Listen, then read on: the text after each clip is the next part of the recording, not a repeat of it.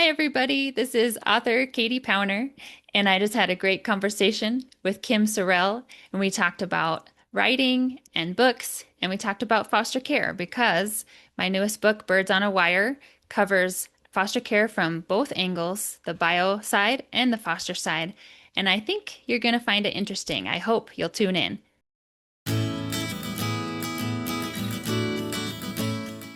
Welcome to the show. I'm so happy you're here. You are going to be so happy you're here. I'm Kim Sorrelle.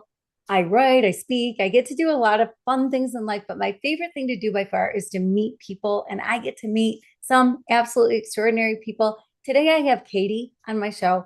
She has written, I don't even know, she's going to have to tell us how many books. Her books are fabulous. You got to go buy them. We'll talk more about her books as we go into this today, but she's just a fantastic writer. And I always find it interesting to find out how writers even got their start. And so we're going to just dive in. And Katie, I just want to say thank you for coming and welcome to the show.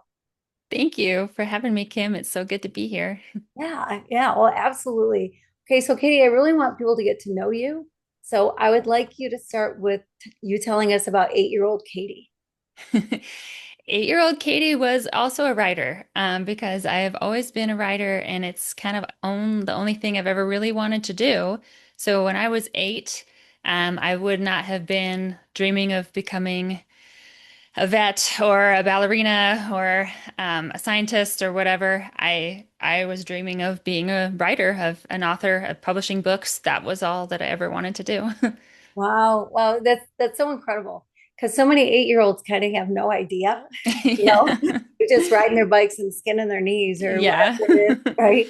And so, did you grow up in a neighborhood and play outside a I lot? Were you a bookworm? well, I did play outside a lot, but it was on a farm. So we didn't have really neighbors. We had cows and we Right? had fields and trees. So I spent a lot of time outside, which does, I think, especially if you're kind of on your own out in the wild, I think that does really spur on your imagination, that storytelling part of your brain. And so I spent a lot of time reading, yes. So we would be the ones who would go to the public library once a week, and I would get a whole stack of books, whatever I could find, and then I kind of finished reading all the books in the kids section, and then started just picking out whatever books. And sometimes that wasn't the best idea as a child, to pick out whatever books from the adult section. Um, but I was looking for anything because I had read all the ones in the kids section already. Yeah. Wow. Yeah. Yeah. Well, I think all really good writers also do a whole lot of reading. I think so too. Yeah. Yeah. It Yeah. just helps in so many ways. I love different reading or writing styles. Like it's always so interesting to me to see different styles and how people write and their formulas for writing or whatever. And it is just so interesting. So you grew up on a farm. I love that. I love it so much. My dad would work on farms in the summertime. Oh, okay. His Yep. dad died when he was 9, and so to make money, he would work on farms to go live on a farm in the summer. And those were some of the best times of his life. He loved it.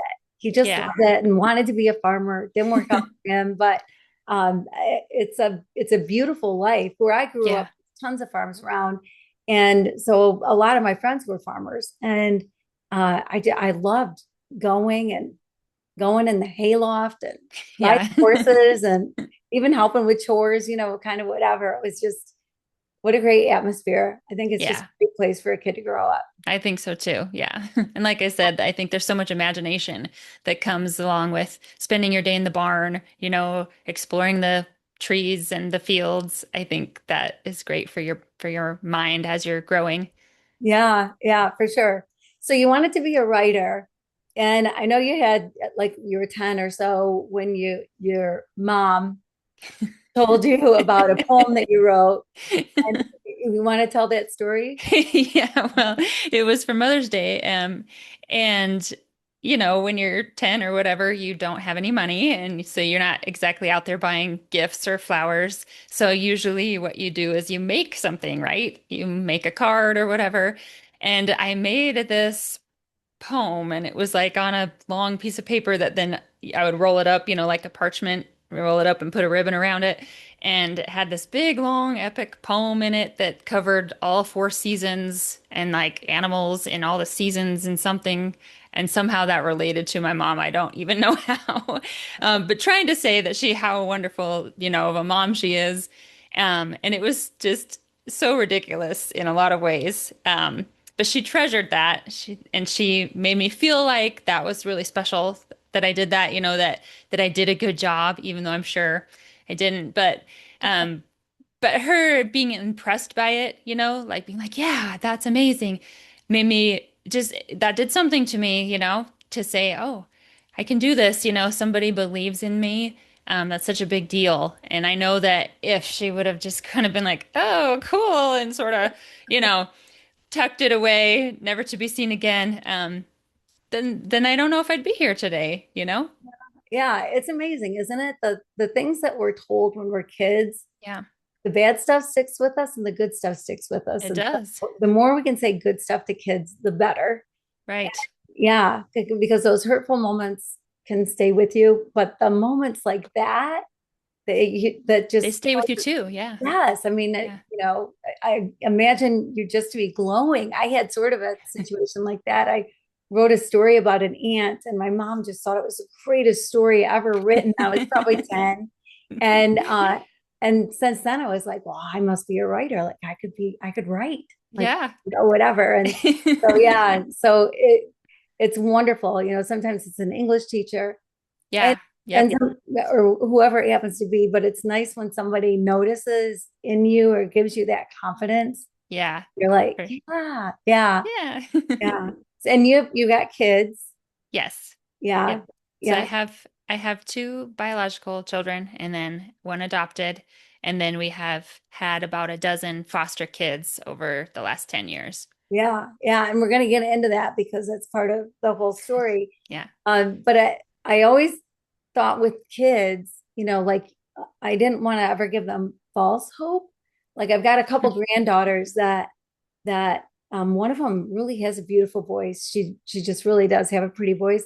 Her sister thinks she can sing, and and I I would tell the one, oh, you really have a beautiful voice, and the other one I'd say, you are so talented in so many ways, or whatever without, You could say, you just really love music, don't you? yeah, yes, exactly. That's a perfect thing to say. Wow, You yeah, love yeah, music. yeah, Yeah. yeah, that is good. And she's singing in the shower, and I'm going, oh my God. But it's fun to listen to anyway. Okay, so you went to high school and knowing you wanted to be a writer. So what path did you choose from there? How did you choose your path from there? Right. Well, I mean, at the time, I don't think I knew too much what I was doing, you're 18 and I did go then straight to college thinking that I would sort of focus on journalism. I'd done a lot of journalism in high school, was editor for the school paper and things like that. And I had submitted a couple pieces to the local paper, that they had printed. And so I kind of thought that would be a good place to kind of start maybe or something. And I did then do that for 1 year and then I dropped out because I was like, I don't know. I didn't fit in there. I didn't feel like it was a good use of my time, because that just wasn't what I wanted out of life. Like the journalism side is so cutthroat. Like you have to be so ambitious for finding the story and stuff like that. And I I didn't have that kind of personality again. And so I dropped out and moved to Montana to attend a Bible college instead. Because I was like, if not, that's something that will serve me my whole life, no matter what I do. Journalism may or may not ever work out, but I knew that studying the Bible was always going to be something that would benefit me. So I went and did that. And that really changed my life going to Bible college. Yeah. Yeah. So it changed your life in what ways? And then what was the outcome from that for you? One of the main ways was just being around other believers in such a like community setting, which had never happened to me before. At my school, in high school, I didn't really have many friends who were believers. And it was a large school, so even if you did have one or two, you weren't necessarily around them very much. And so you're kind of on your own. And so then being at Bible college and all of a sudden being living with and going to class with and eating with and doing everything with other like-minded believers was just like, wow, like I had just never experienced that. And it just made me so just grow like a love for the community of Christ, like the church. And then another way, that it really changed my life was just the knowledge that I gained from doing that study of the Bible and things that, I mean, I grew up in church, going to church. And so you hear a lot of information from the sermons or whatever. But to really be studying it like that from people, professors who have devoted their life to the Bible, that was, I just didn't even know that that was like out there. I didn't even know that all that information was there and how much there was to learn. So that was just really cool. Yeah, yeah, yeah. That had to feel good because anytime you can be around people that are like-minded, that share your faith, share your journey, it is an entirely different thing Yeah. and can really boost you up. And it is. It's just nice when you've got things in common like that. So, Yes. and then you met the man of your dreams. How did that happen? I want to hear the Well, whole I actually knew him before. We went to high school together story. back in the day, and we did know each other, but we were in different grades. So, I mean, we knew each other kind of in passing. And after we both had graduated, we sort of reconnected and were really good friends. But we never really dated. It was just a matter of when I moved away to Montana and he was still over in Western Washington where we grew up. Um, we realized that wasn't going to work for us to be separated like that. That kind of was the catalyst for, oh, I think that we're a little bit more than friends here. And we ended up, then we got engaged so we could be married and be together. Oh, that's so sweet. I love that. Yeah. Yeah. And then, okay, so tell me your first big writing experience. Like, what did you write first and what did you do with it?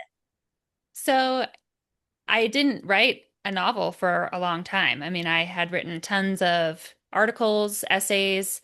I went through a songwriting period where I did a lot of songwriting, and I even had a songwriting credit on a country album at one point. And it wasn't until about 12 years ago that I actually wrote an actual novel, which a novel is about, it's got to be 70 to 80,000 words to be a full-length novel, right? Mhm. Well, that's a lot of words. That's a long, that's a long story. And so I had never really made the like commitment to do something of that size until that time about 12 years ago when I kind of accidentally started a scene and just kept going. And that story ended up being pretty autobiographical, as a lot of first stories are. And, it was about a farm and all these things, and it was really not that good. But I finished it, and I think just the fact that I finished it and was like, oh, I did this. I mean, I completed a story, I mean, it's not the best story, but I did it really, and that kind of inspired me to do it again and again. And I had written four full-length novels before I ended up getting a contract with my fifth book. So my first book that was published was actually the fifth book that I wrote. Wow. Wow. That's a lot of dedication because that's a lot of hours and hours and hours of writing and Yes. story development and figuring it all out, character development. Yeah. And Months and months. yeah, no kidding. No kidding. So, what was it like for you to get a publisher? Because I know, especially first time authors, it's or first time getting published can be difficult because Yes. the publishing world the way it is. It So, is difficult. Yeah. I mean, and obviously it was difficult because it took me till my fifth try, And so all of those previous books, the ones that didn't get published, they were stepping stones though, and they were learning experiences that moved me towards being able to be published.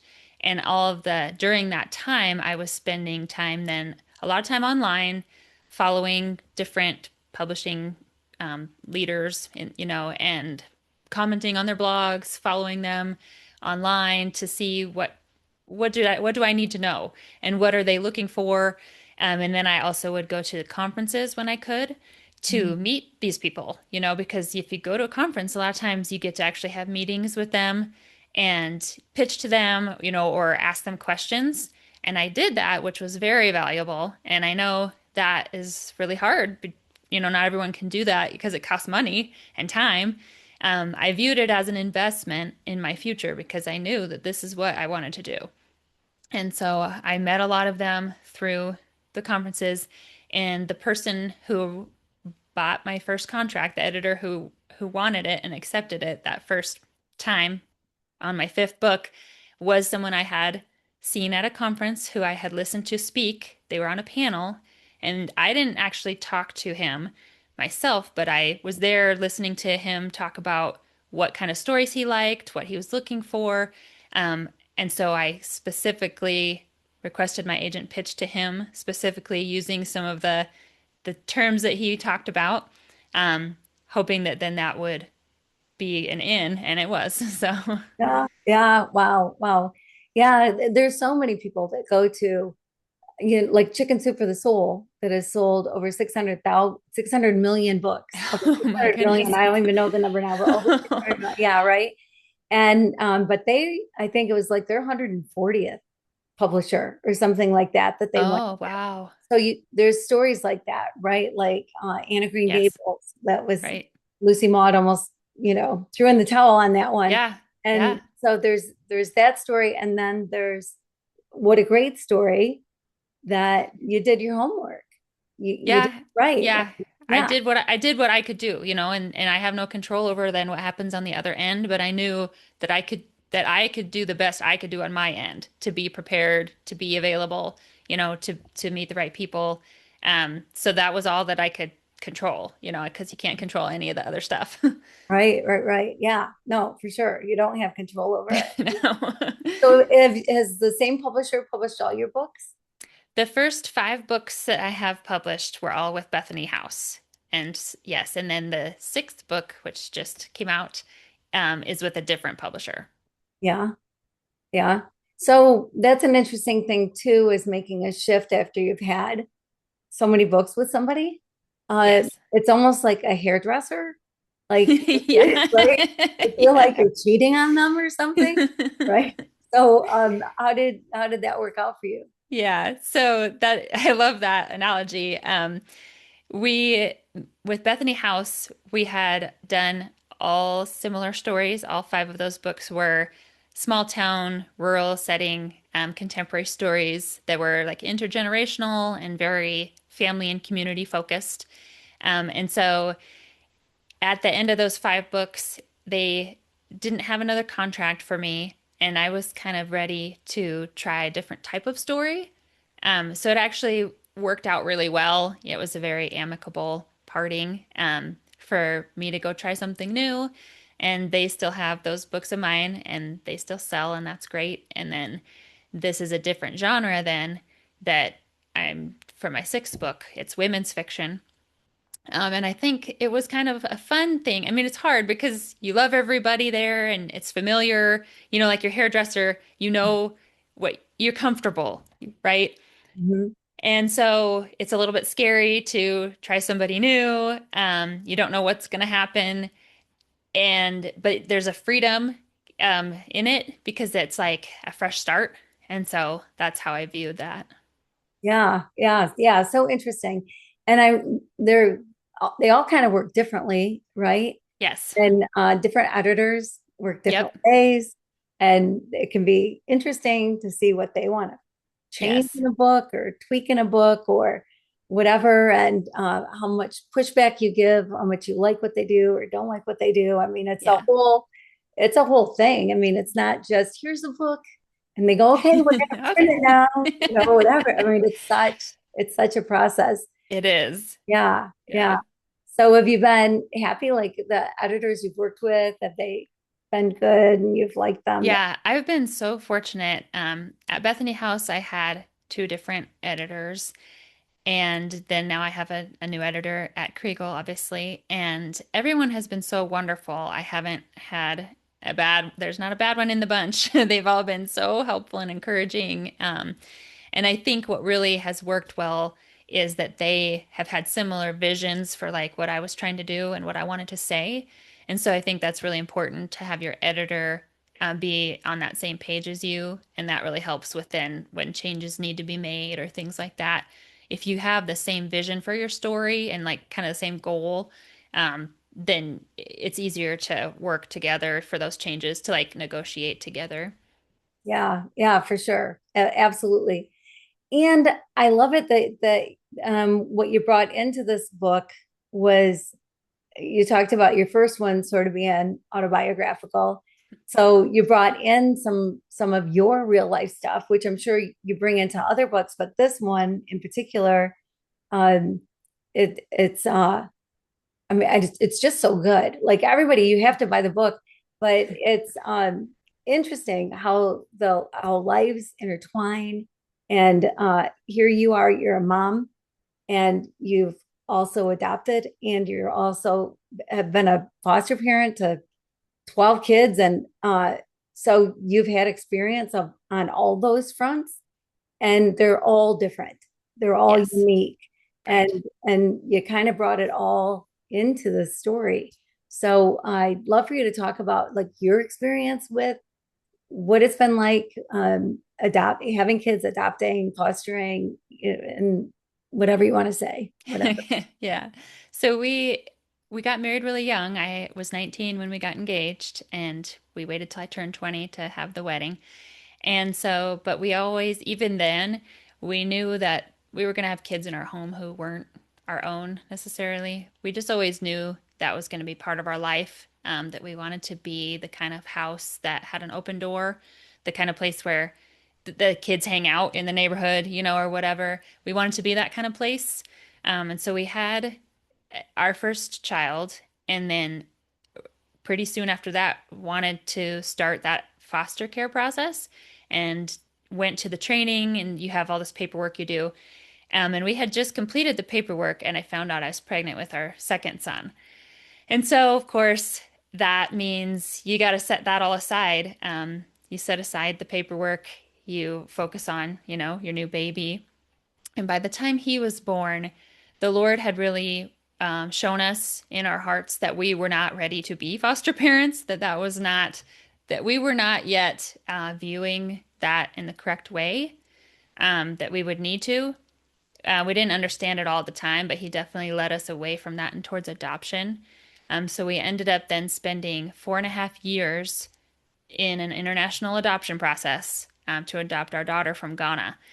And that 4.5 years, I always say, prepared us for foster care because the way it did that was lots of paperwork, lots of different people juggling all the different things that you have no control over, lots of waiting, lots of unanswered questions. And you have to learn patience, but also just learn to just let it go, to let go and let God do what he's going to do in his timing.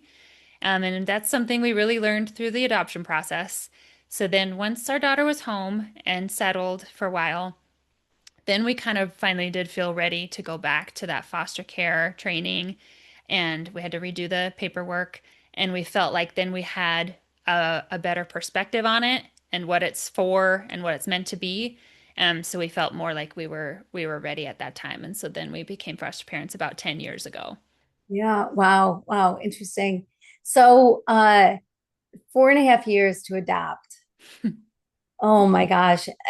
I've helped people adopt from Haiti and from a couple places. And but I spent a lot of time in Haiti, and so I can run to the offices for people Okay. or whatever. And I it was so hard. It was so hard because you're working with another country, you're working on their time schedule, you're Yep. working in their system. And the longer it goes, the more money goes into their system. Yep. And so they're not necessarily motivated to get the kids home sooner. Yeah. And that can be so frustrating. And then you think, okay, yeah, it's only a couple months away, and then find out, oh no, It's not. it'll be longer.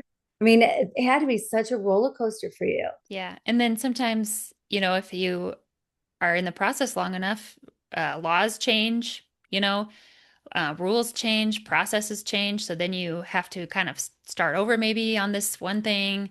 In our case, uh, we changed countries because of stuff that was happening, that we started out in one country on the list, and then ended up having to start over on the bottom of another list in a different country because things changed, And over Mhm. 4.5 years, a lot of things can change. So then every one of those things that happens makes it go even that much longer. And so it kind of compounds. Yeah, so hard, so hard. How old was your daughter when she came Well, home? she was 17 months when she came home because she hadn't even been born, when we started the process, which, is kind of funny. We had been doing all of this and spent all this time for her before she'd even been born, and it's kind of cool to think about that. Yeah, yeah, it really is. And then you think, man, if you could have had her the 17 months that she was already I know. there, that would have been so wonderful. And so, yeah, I mean, it's just, it's amazing to me, these little brains that you think aren't doing nearly as much as they are doing, Yeah. how much happens in 17 months. Right. That first 17 to 18 months is so crucial for brain development.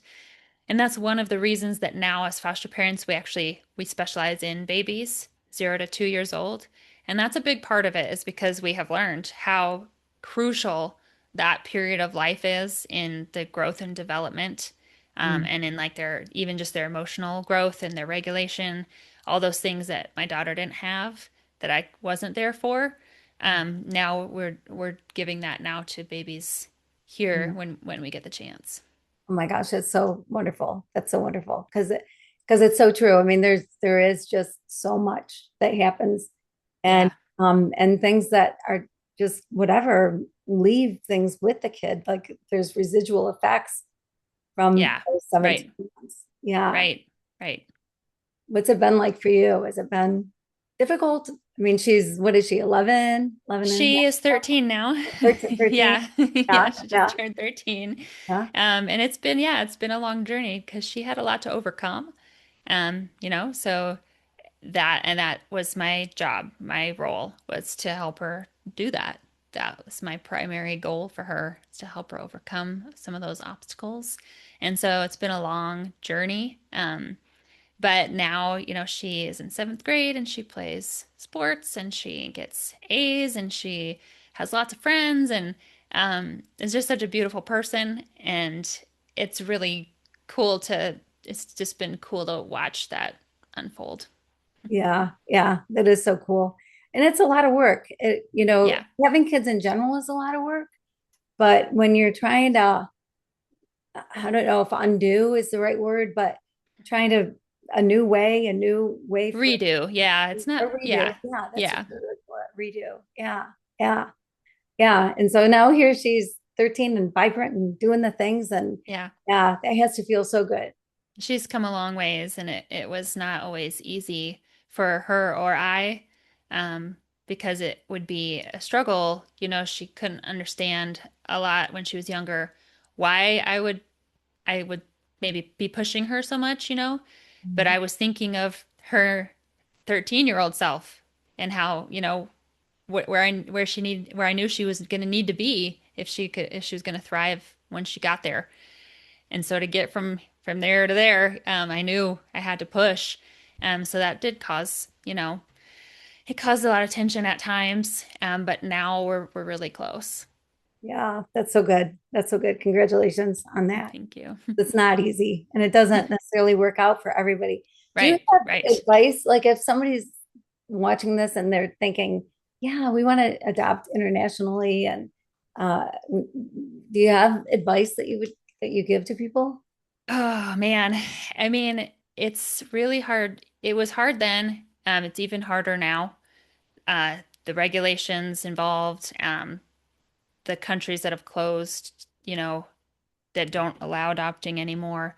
So I think probably the best thing you can do is find an agency to talk to about it, an agency that specializes in international adoption, and find out from them what is actually the status of international adoption at the moment. Because maybe that's not something you're prepared to deal with, and maybe there's better options for you. Because honestly, at right now, it's a very difficult path. Yeah. Yeah. I mean, it was when you were doing it and Yeah, even harder and now. it's more now. Yeah. Yeah. Yeah. Well, and fostering, my son is dating a woman who adopted from through first fostering. And he was, I think, 18 months old or something. He was pretty young, but she's had to work through a lot with him too. And, I've heard the stories, and he's such a wonderful kid. He's about that age, that same age right now. And he, from his parents are Mexican, but he's a wonderful kid and he's doing so good. And she had to work hard to get there.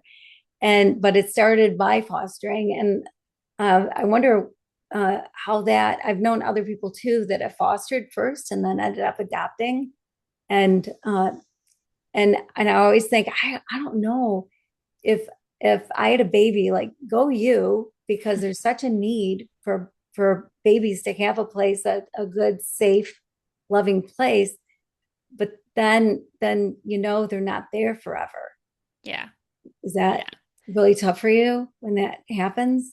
Yeah, of course it is. I mean, of course it is. But I think the main thing is that we try to really focus on what our job is, what our role is. And it's to bridge the gap, right? There's their previous life, which for whatever reason is no longer workable. And then there's their future life, whatever that's going to be. It might be back with their parents, it might be with other family members, it might be adopted by someone else. We don't know. But whatever that future holds for them, there's kind of a gap in between.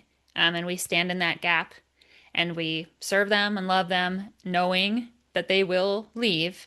And we just have to remember that even day to day, these are not our children. But the Lord has taught us, that even the babies that were born from my own body do not belong to me. They are not my children. They belong to the Lord. And they could be gone tomorrow too, just like a foster. You don't know because you don't have control over that.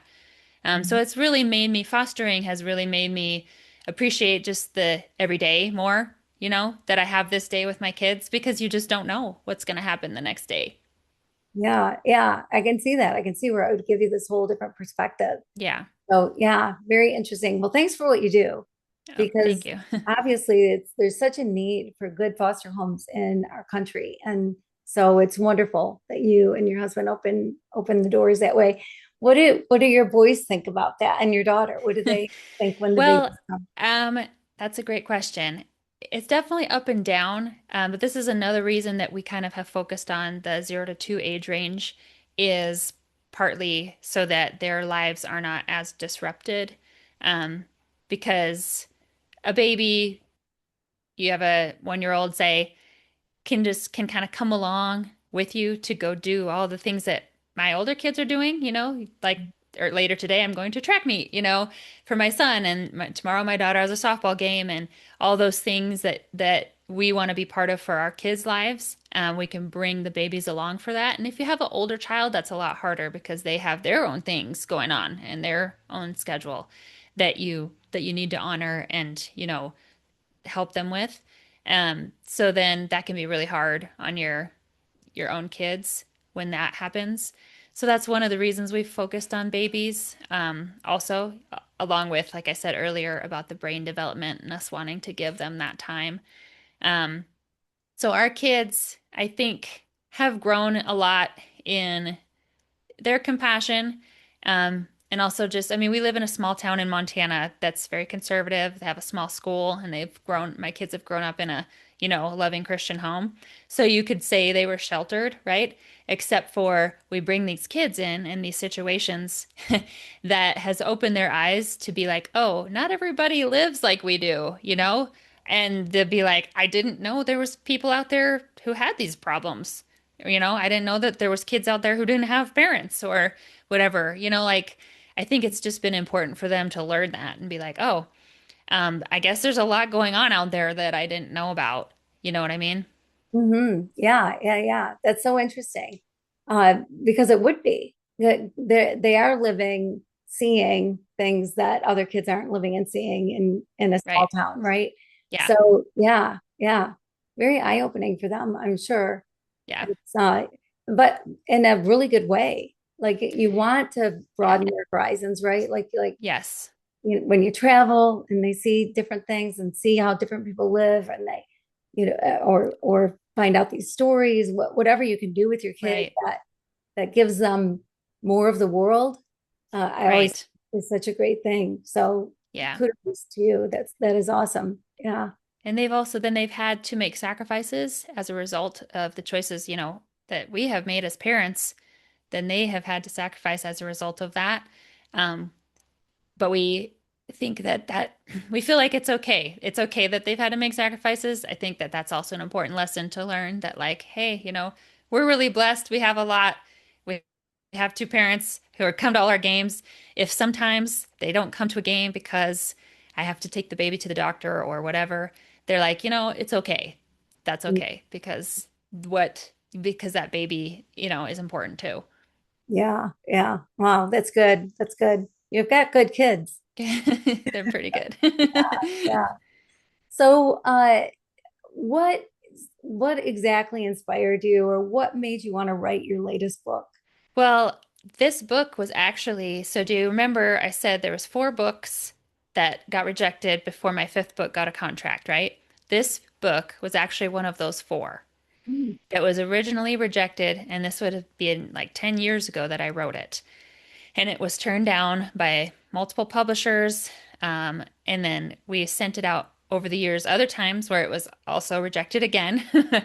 And so I actually wrote this at the very beginning of our foster care journey, which is kind of interesting because over the past 10 years, obviously, I've learned a lot from fostering, and so it's kind of funny. This story, if I were to write it now, would probably be a little different as opposed to when I originally wrote it kind of at the beginning of our foster care journey. Um, but I'm glad it worked out that way um, because it's a little bit harder to be. I was maybe more naive then. Because over time you get a little more cynical, unfortunately, as you're stuck in this process over and over.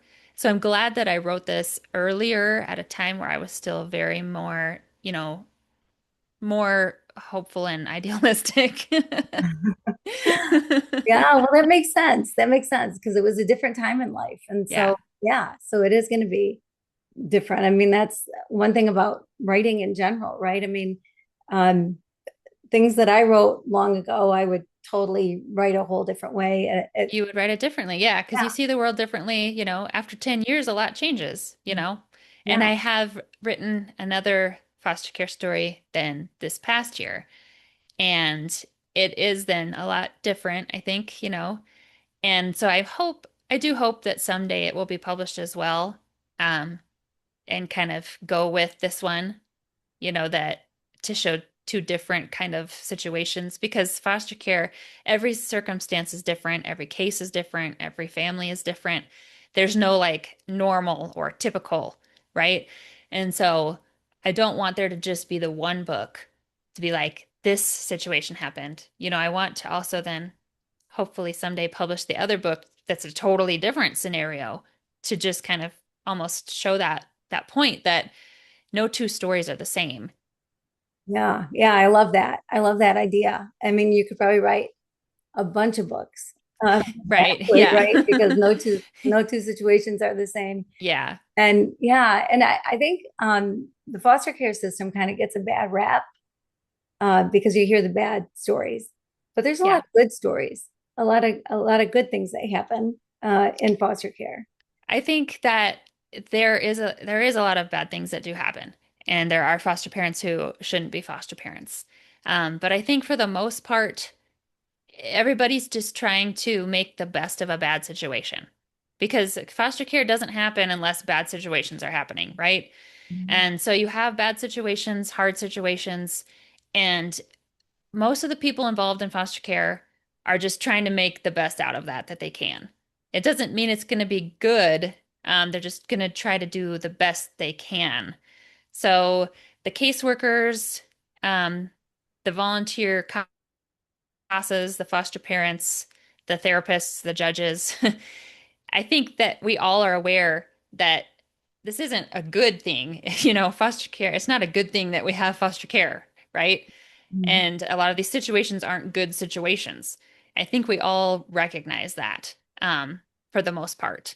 We just know that we have to try and that we have to give as much love as we can while we have the chance because we have to do something. And that might be it, is that we love a child for a little while and then they still maybe end up in a bad situation. That happens. That happens. And you might feel like, well, what was the point? Like, was it worth it? You know, but it's all love is always worth it. It's always worth it to love a child, even if it's for a short time, even if they go back to a bad situation. The love that you gave was worth it, right? And so yes, foster care gets a bad rap partly because it's hard. It's bad. There's bad situations out there. But I think though, from what I have seen and experienced, for the most part, the people involved really just want to do the best they can for the kids. Yeah, well, it's such a process to get approved to be a foster parent. Yeah. I always wonder how can there be any bad parents because it takes so much, right? I mean, Right. a home visit and this form and that form and this form and this approval, that approval, and Yeah. there's so much to it that you think, man, they weed out anybody, but there's also such a need for it that Right. that makes it tough too. Yeah. So sometimes I think some of those people get through the process because of desperation, that the state, is desperate for homes. So they want to give people maybe the benefit of the doubt. Um, that does happen, but corruption happens in any system, Mhm. because systems are run by people and people are corrupt. So, in our hearts, we all have corruption in our hearts. And so the system's never gonna be perfect because we're Mhm. not perfect. Right. Yeah. No, so true. So true. And yes, and people can start out with great intentions and things can change. I mean, just whatever can happen. Of Right. course, we went from orphanages to foster care, and Right. which I think is a step above because orphanages, I mean, talk about getting a bad rap. I mean, Right.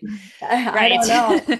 I don't know if I've ever met anybody who lived in an orphanage that was like, oh, they were so kind to us and so loving and wonderful. It's so hard because it's one adult for however many kids, and Right. it's an institution. And Right. so, to get loved on, to get the things that a kid really needs, Yeah. foster care is such a great answer to that. I don't know what the next answer would be.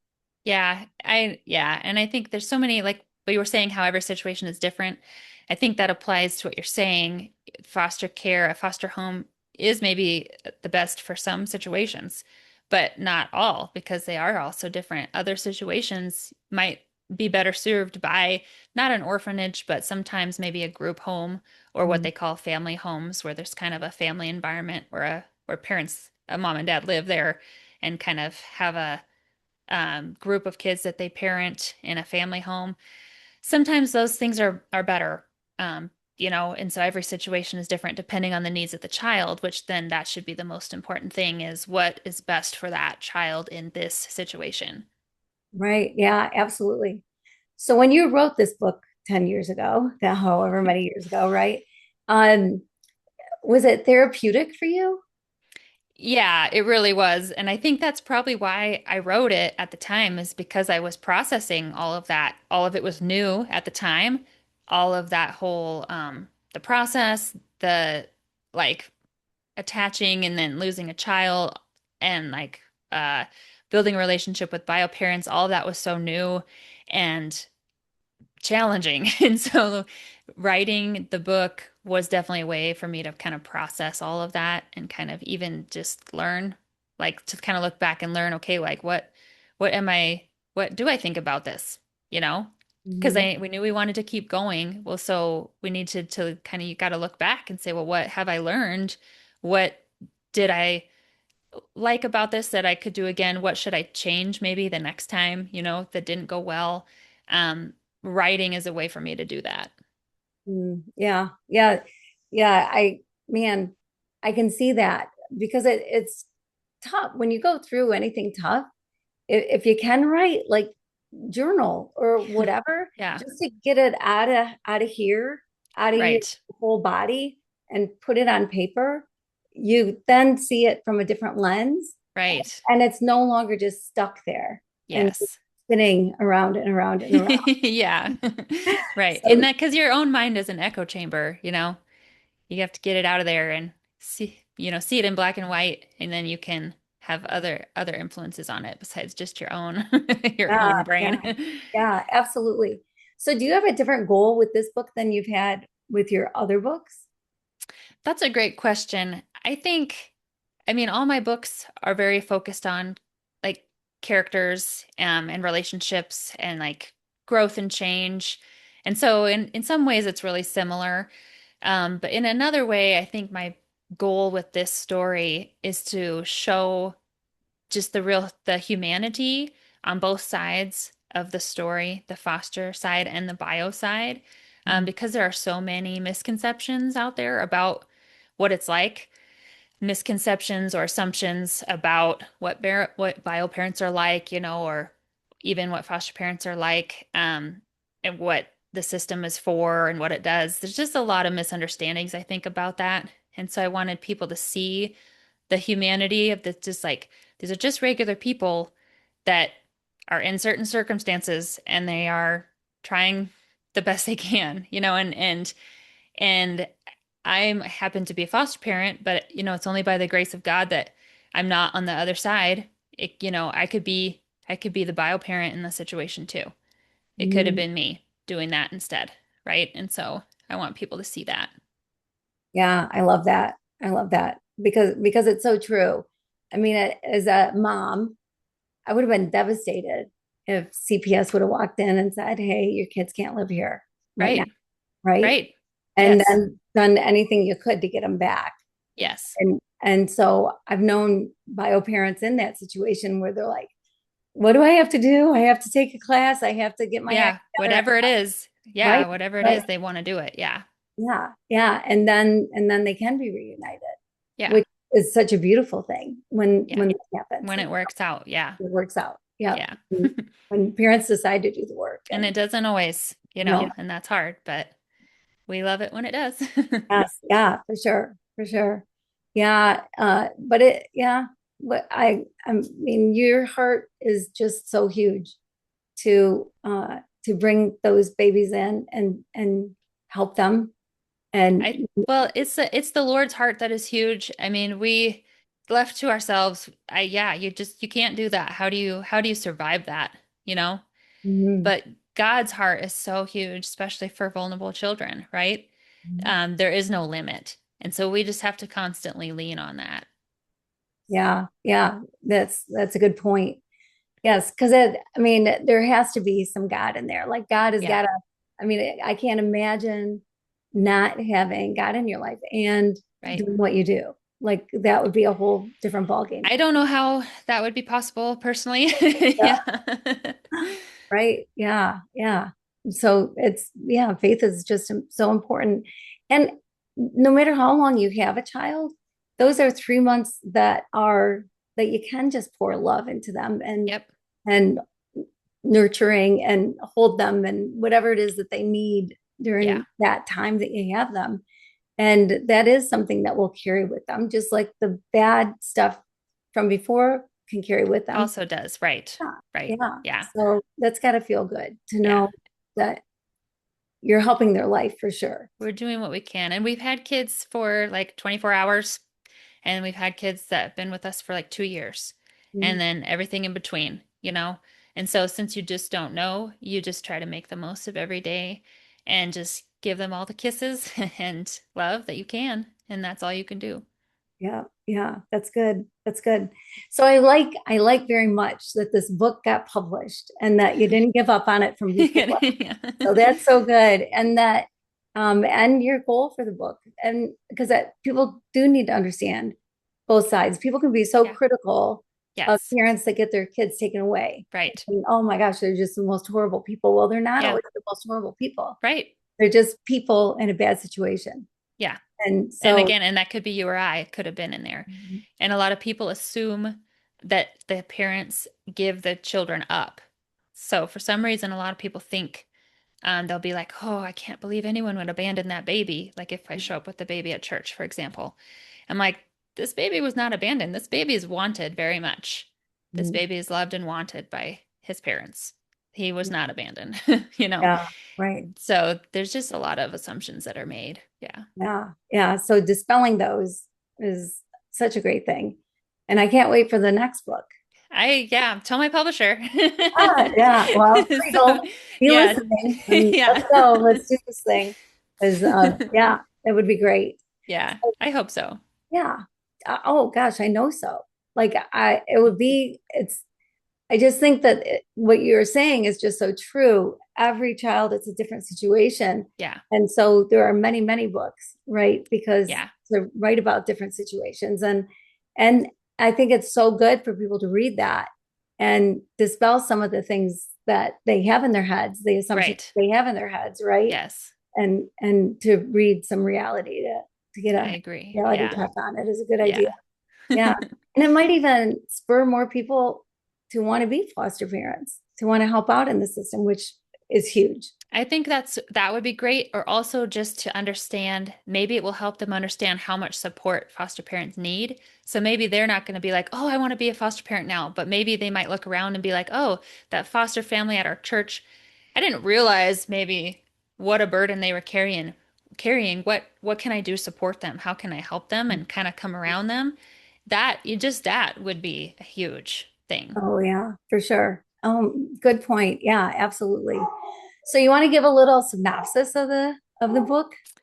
Yeah, so the book Birds on a Wire is basically about two moms. It's a story about motherhood, really. And you have a bio mom and a foster mom, and they form a tenuous friendship over the baby they both love.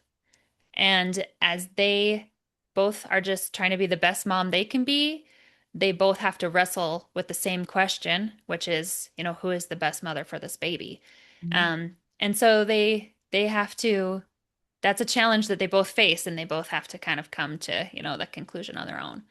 Mhm. Yeah, it's so good. I'm telling you, everybody out there, it's really great. If you know anybody who likes to read, this is just such a great book. Everything that Katie has done is so good. This is a little different though, Yeah. and it's excellent. It's uh buy one for yourself, read it, but buy Yeah. one for other people. Maybe you know some foster parents. Like I think it'd be great for foster moms to read the book, Yeah. and because then they're going to be able to relate to some of it, and Yeah. it'll be healing for Or them. just any mom in your life, because like I said, at the heart of the story is motherhood and what that Mm, really means, and so any mom that I think would appreciate it, I think. yeah, yeah. So support Katie, but Yeah. do it through buying a really great book. Like Yeah. this is it's just it's a fun read, even though there's some hard stuff. It's a fun read, and so pass it on to people, and it's so easy. Amazon makes it so easy, right? Like Yeah, true. put the address in and it goes. You don't have to go to the post office. You don't have to mess with any of that. You just go and you can send to anybody. So Yeah. think of friends, that are moms, foster moms, whatever their situation, but yeah, mothers in general and Yeah. different generations because Right. it's Yep. not just a single generational thing either. And Right. so yeah, Yeah. so send it to people. It would be great. And then Yes, leave a please. review. Yes, Yeah. please. Yes, please. Yeah. But yeah, man, congratulations, Katie. Thank you so much. Yeah, you've done so much and it's very admirable. There's very few writers who have as many books published as you do. There's very few writers that have one published book. Yeah. And so to have going what you've got going is just a huge a huge win. So Yeah. congratulations on your success. Thank you so much. Yeah, absolutely. And do your kids think you're a rock star or they? No, no. And it's funny in our little town, it's a really small town, and my husband runs the hardware store. And so he's the famous one. He's Ace Andy, and everyone's like, I'm just Ace Andy's wife. And nobody even like knows about the books or anything. I'm just Ace Andy's wife. Yeah. Oh, that's so funny. Yeah. Yeah. Well, I think kids in general are like, yeah, well, she's just my mom. Yeah. Right. So even if the other people were gushing over you at church or, walking down the street, they'd be like, why? Because Yeah. she's just our mom. She's Yep. just our mom. So yeah, Absolutely. yeah. So kind of funny. So launching a book is a whole thing by itself. Is it fun for you, the book launch? I mean, a lot of times that's when real work begins or Yeah. more work begins, I guess. I mean, it is a lot and it can be kind of stressful. But at this point, though, now with my sixth book, at this point, I'm sort of like, I've just realized how much it doesn't, like it doesn't really matter what I do. Just like before when I was trying to get a contract, all I can do was just be prepared on my end, right? Like I was saying at the beginning, do what the part that I have to do the best I can, and then you have to just it's up to everyone else to do the rest. So, yeah, I kind of at this point, I just focus on the things that are in my control, and then everything else is, Yeah. in the Lord's hands. I think that's called sanity. Yeah, Right? yeah. Yeah, that's so Right. good. Yeah. Well, this has been so fun and so informational, and you're just wonderful. And Oh, like I said at the beginning, you're such a great writer. People should read your books, not just this thank new you. one, but go and investigate your other ones too. They're all still available, and they're all. Yep. And once you read one, you're going to want to buy them all. And Thank they're just so good. you. That So, is really kind of you. Thank you. yeah, well, it's so true. So, where can people get in touch with you, and where can they get the book? Right. Well, my website, katiepowner.com, has all the books on there and also all the links to like my social accounts that you can follow me and everything. And my newsletter sign up is there. The newsletter is a great way to stay in touch because you get all of the up-to-date news. And the books are available in all the places, Amazon, Barnes and Noble, Christian Book, all those places. And you can also request them at your library because librarians, they love to bring in books that you request, so you can just ask them to get it for you. Yeah, which is Yeah. also good. A great Yeah. idea. Yeah, yeah. Wow. Well, that's really good. And I do love your website. It's very informational. I love you talking about the red shoes. So I love the red shoes. I just read that part and I went, wow. I mean, anything that you have, if you want to tell the story about the red shoes, but anything that you have that's like your whatever grandma did this for you and then you did this for the next generation and the next like Yeah. hanging on to something I think is so cool. So yeah. So, and I will say there is a pair of red shoes hidden in every one of my books. So when you're reading one of my stories, at some point you will run across a pair of red shoes. I love that. I love it. Yeah. So you were given a pair. Yep. How old were you? I don't remember. I mean, I was a kid, and every one of us was given a pair by my grandma, and we were all supposed to wear these shoes when we would gather as a family for a camp out or whatever. We had to wear the red shoes. So then in our family pictures, our tall to small picture, we would all have the red shoes, right? And so then when I grew up and I had my first child, then my grandma bought him his first pair of red shoes, which are actually right here. Oh, oh, These are them right here. yeah. I love Tiny little pair. And she bought those for him. And that was the last pair that she got because then she passed away. And that's kind of when I decided to kind of pick that up where she left off and keep that tradition going of wearing the red shoes. So, Yeah, I love it. I love it. I love your grandma just because of that. yeah. She's been wonderful. Me Yeah, too. Yeah. yeah. And All right, she well, yeah. She was. Go ahead. she passed away before any of my books came out, and I know she would have loved to see that because she was a huge reader and huge into books. But so that's another reason that I wanted to do that with the Red Shoes to kind of keep that going. She never got to be part of my author career, um, but now in a way she is. So Yeah. Oh my gosh, I love it. I love that. That's so cool. And I love it that it's part of every book. That's so cool. Yeah, it's also good. So thank you very much for being here. Any last words before we check out? nope, just thank you for having me. I just really appreciate the opportunity to talk with you. Oh my gosh, it was such a pleasure talking to you. Thank you so much for being here. Yeah. And thank you everybody for joining us.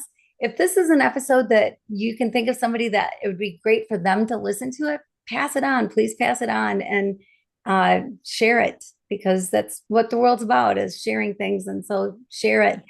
And I thank you for being with us. Thank you for taking your time.